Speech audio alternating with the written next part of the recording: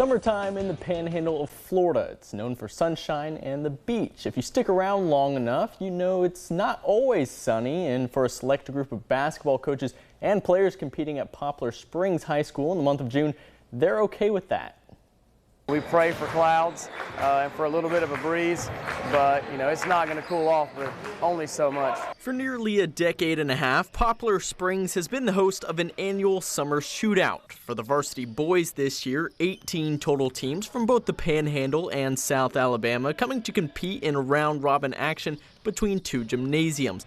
But one gym is very different than the other. Kind of step back in time to go over to the old gym, where in the wintertime it's cold over there, we got to turn the heaters on, and in the summertime it is hot and we don't have AC. In the 3 days of action for the shootout, each team is given 3 games per day against 3 new opponents, and the schedule gives everyone a chance to take a step into the past.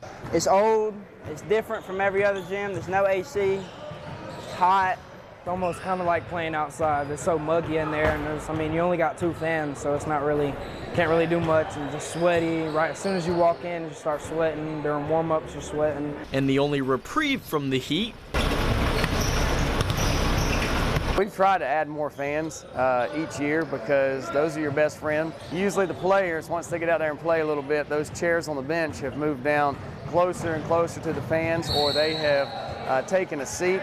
And so, yeah, it's crazy. Wherever the fan is at, that's usually where the crowd's going to be at in the old gym. Playing in the old gym is tradition. It's obviously not used during the regular season now, but some coaches remember the days when it was. That gym, I remember going in high school, we went and played in that old gym, and they would keep it just nice and warm in there. You go to the dressing room, they'd freeze you to death. All them old coaches back then had little secrets, little tricks they would do to you.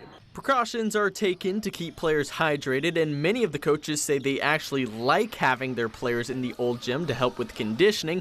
But when the buzzer sounds at the end of each game, it doesn't take long to clear the floor. We were ready to come over here. As soon as we left over there, we didn't even say anything. We just came straight over here. We were ready to get in the air conditioner.